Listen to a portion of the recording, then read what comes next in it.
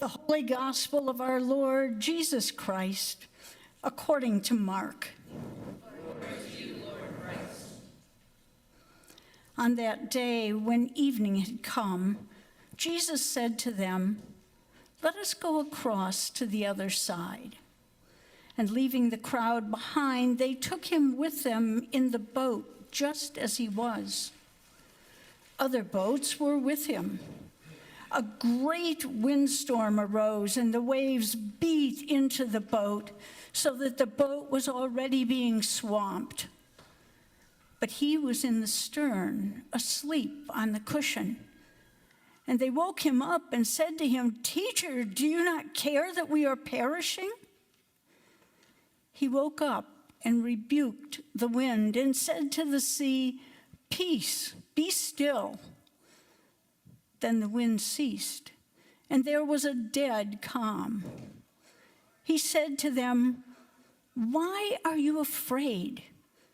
Have you still no faith?" And they were filled with great awe and said to one another, "Who then is this that even the wind and the sea obey him?" The Gospel of the Lord. Praise to you, Lord Christ.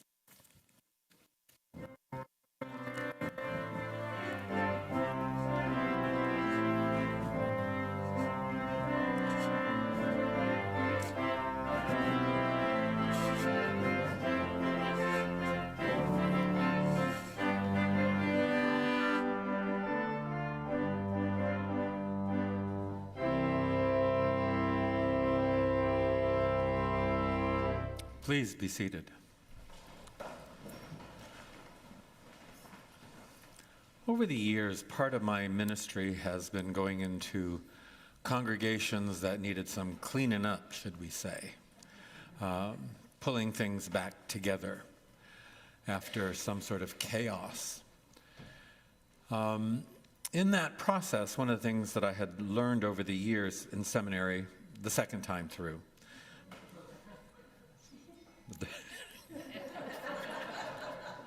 I didn't fail the first time. Maybe. But in the Episcopal, my year of what I call my anti-Pope vaccine shots, at Seabury Seminary, we were taught about congregational systems, which we were not taught in Roman Catholic Seminary. And one of the great authors that was given to us was Rabbi Edwin Friedman, who was also a psychologist, who talked about congregational and familial systems. And that basically most of these congregations or family systems or corporations or committees or you name it, always live in a constant state of anxiety, a constant state of fear of what's the future going to bring. We want change, but what if we do the change, what that's going to do to us? And then the nervousness comes and the fear increases and increases. And he says, what we need are leaders who will be non-anxious presence. I was an NAP, a non-anxious presence in some of these parishes. Though when I went home at night, my anxiety had gone up from the day. But in that, being that non-anxious presence, but what he's talking about is a leader who can enter into that process and not allow the fear, the anxiety, the anger, and all that stuff that those congregations might be going through, that you walk into that as a type of peaceful person who will listen and who will try to turn the temperature down in that process. I would posit to you that not only congregations experience this, but our culture is experiencing this right now. We are always in a heightened state of anger, of fear. We are always in a heightened state of nervousness. And in one way, Mark's gospel is so apropos for that concept. I don't know if Friedman ever looked at the Gospels as a rabbi, but it really flows from that. And in one way, if we look at the Hebrew Testament, We just have come off of David being a non-anxious presence and kills Goliath, the one that all of Israel is fearful of, who no one wants to go up against. Is there no one that will go up and take on Goliath? Nope, not me. Hey, Saul, you're the king. Yeah, I know. Nope, not me. And out of that crowd and that anxiousness comes that little twerp, David, and does it. He confronts the fear, he confronts the anxiety, and takes it away by not being fearful and by not being anxious. And here in our gospel passage today, we have something similar. Jesus is a non-anxious presence. I mean, I've been to the Holy Land. I've led pilgrimages to the Holy Land 20 times. And we've crossed that Tiberias Lake or Sea of Galilee, whatever you want to call it. Nighttime is not a time to go out on that lake, because that whole area is known for all of a sudden a storm can come up like that because of the winds coming off of the desert and blowing across the water.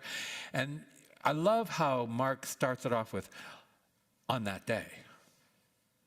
Because it means that whole day before he's been doing his teaching, and he's tired, and he's been doing healing, he's been doing all his stuff that Jesus does, and he's tired. And it's like, here are these fishermen that have been out on this lake, and they kind of know going out at night is not a good thing. But Jesus tells them to do it anyway. Okay. And sure enough, when they get to the middle, where you can't turn around and go back, and going forward is still crazy, the storm appears. To the point where it's taking on water and getting ready to sink. Where's Jesus? Really? I would have been over the side of the boat, probably. Jesus is epitomizing the non-anxious presence. And to top it off, Mark really highlights the anxiousness of that little system. Lord, are you not afraid that we're going to go and perish? Aren't you concerned about us? That really is an existential question for us. Lord, do you not care that the people of Gaza are perishing? Lord, do you not care that the people of Ukraine are perishing? Lord, do you not care that the people in the Congo are perishing? Lord, do you not care that we in our own country seem to be perishing? Lord, do you not care that my wife or my husband or my child or my spouse has cancer and is dying? Sometimes we phrase it as, where is God in all this? That's what I think Mark is addressing. It's not, does Jesus have power over nature? If that were the case, when Jesus said, peace, be still, that would have been the end of the story. But he goes further than that. He challenges them. Do you still not understand? You still don't get it, do you guys? Where's your faith? Now, when Matthew and Luke recall this story almost verbatim, they want to make this a lesson on believing in Jesus as an element of creedal belief. And when we talk about faith, we often do that. We often talk about, do you believe in one God, Father, Son, and Holy Spirit? We do it in our creed every Sunday. We look at faith as a belief in these head things. That really doesn't require much from us to say, yeah, I believe that, kind of, for some people. The difference between belief and faith, the way I can explain it is, I believe that you could wheel me across in a wheelbarrow on a wire across Niagara Falls. Faith is, am I going to get in the wheelbarrow?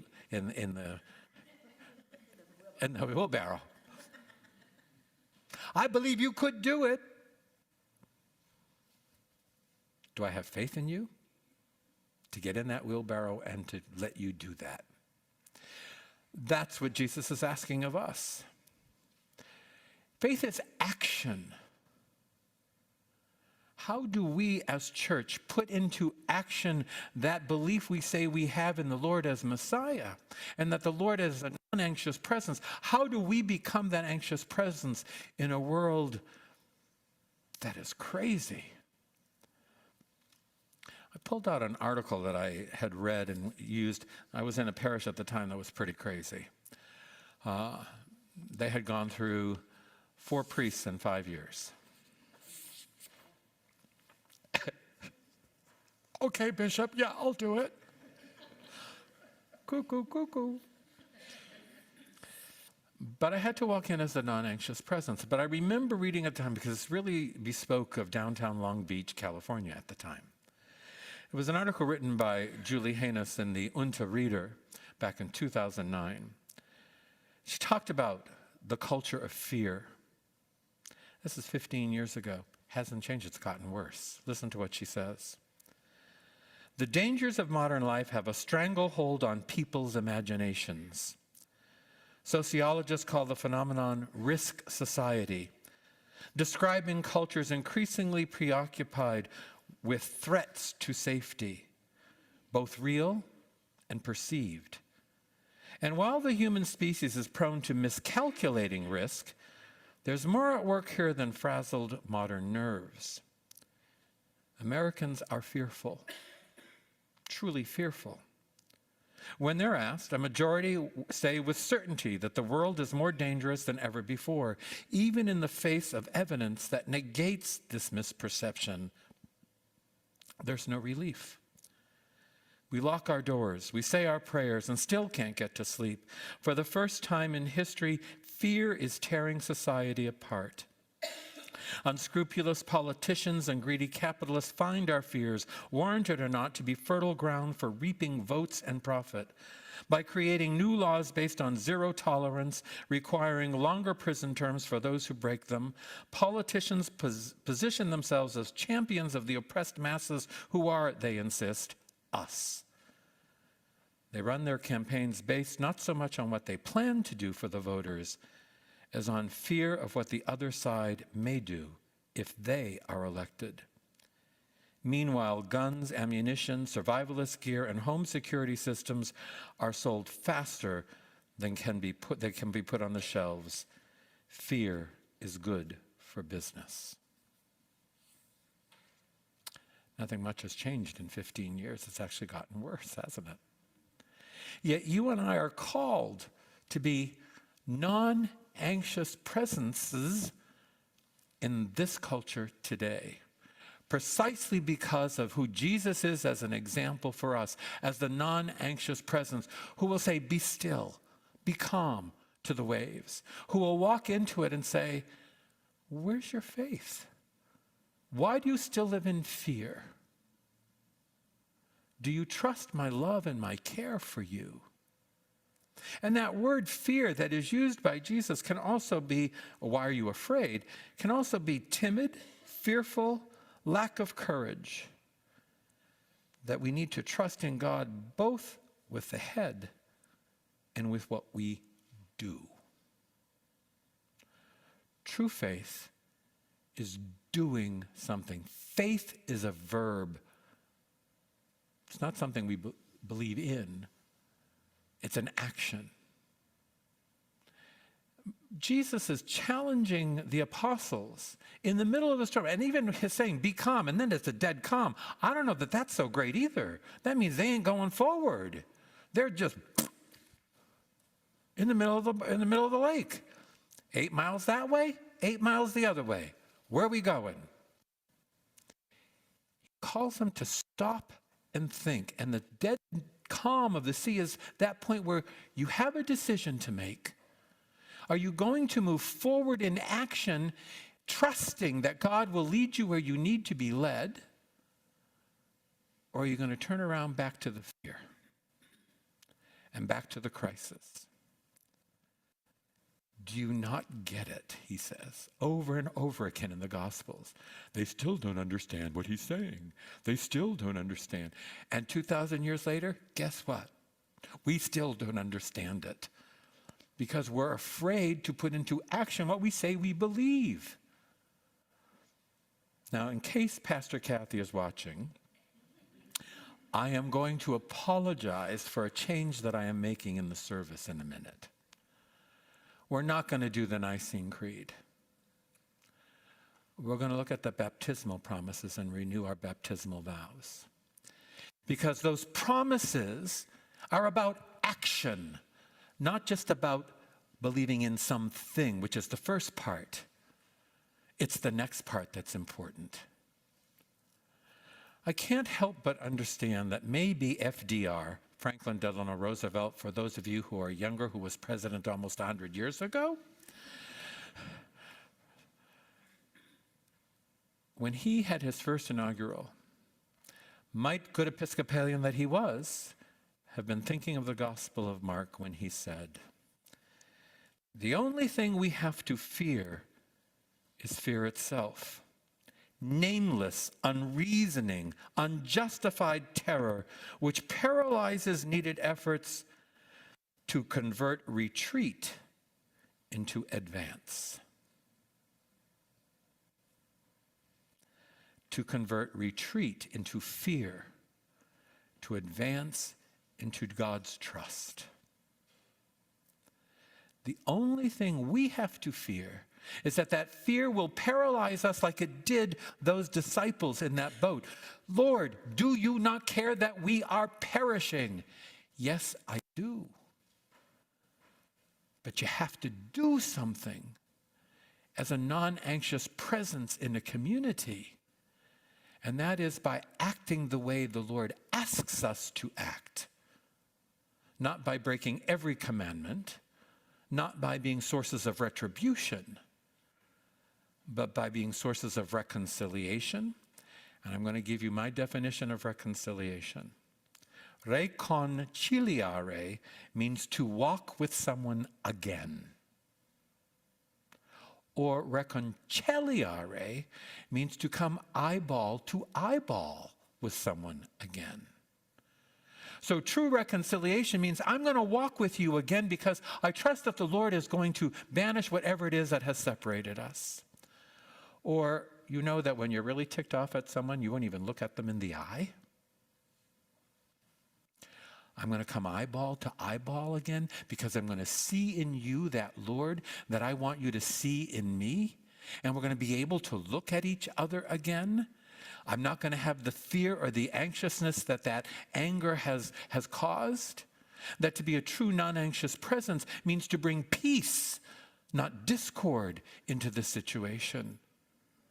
It means not to foment fear and anger, retribution, but to foment peace, love, patience, long-suffering, those gifts that Paul talks about to the Corinthians. That's non-anxious presence. And often those non-anxious presence leaders are appreciated. They're the ones that everyone knows will lead. But there comes a time where people think that those non-anxious presence people don't care. Because the question still comes up. Do you not care that we are perishing? And when St. Luke's way back in Long Beach used to ask me that question, I said, "Oh, I care abundantly. I wouldn't be here if I didn't care. But because I'm not giving in to your temper tantrum, doesn't mean I don't care. I'm asking you to move away from the temper tantrum to a way of life that is of peace."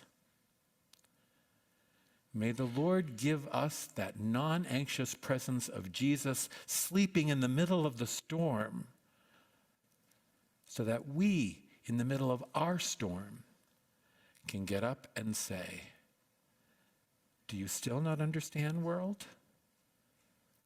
Do you still not believe? Do you still not put into action that I have come to save the world, not to condemn it?" Amen.